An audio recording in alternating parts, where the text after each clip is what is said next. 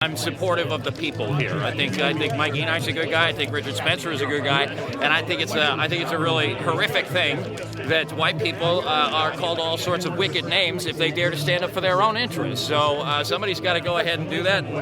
I don't mind putting my name on a controversial subject. Done that a few times. But I've seen a lot of people separating from this. Right, as soon as Richard Spencer said he's going to be on the list, right, Jack Posobiec and guys like that, all split off from it. And now they're doing their kind of alt-right thing at the White House. What do you think of those kinds of guys? Well, look, I'm not going to necessarily hold it against people what they've got to do to make money. All right, it's difficult to talk about the subjects we talk about, and it causes you to lose a lot of money. So I don't hold it against people if they need to separate from us in order to, spread ideas that are in the same vein as what we're doing.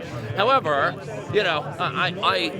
I hesitate to use the word cowardice, but I mean, it's obvious that they're afraid of being labeled something on account of having told the truth, and that's like the big problem with our society. Above any racial or demographic problem, I'd say that we live in a country full of liars, and everybody's just too comfortable with being dishonest. So you were in Kentucky, you were at a National Socialist rally. Now you're here with Richard Spencer, who, as I was just talking to him, he actually said, and I'm quoting, "There's nothing wrong with socialism." Right? I know you're a little bit more of an Austrian sort of economics kind of guy, but so can you tell me a little bit about that intersection? Right? Should the right wing be entertaining different strands on economics, right? Is that your? So here's the thing.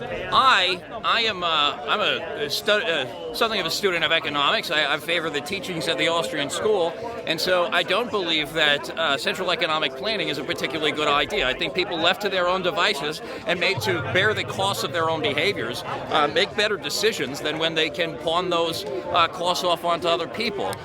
Once you have a central economic plan, once you start subsidizing, especially once you start subsidizing the bottom of your society at the expense of the top, you end up with a bottom-heavy society. I was just talking to, I am not a Nazi, but I talked to a guy who was. We were just talking about the sterilization program in Nazi Germany, and they create a welfare state, and then they have to start doing things to take care of the dysgenic effects that a welfare state has. And those things are understandably seen as morally objectionable to most people. So I do not agree that there's nothing wrong with socialism. I think that the least amount of government that we could possibly have in our lives, the better.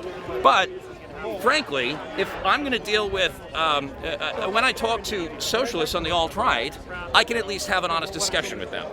When I talk to anyone from the American left at large, it's you want to cut taxes, that means you want to enslave blacks and kill poor people, And so those people, I can't negotiate with them. I can't have a conversation with them. If I have, reasonable people who have different economic ideas than me, then we can have an honest discussion and go from there.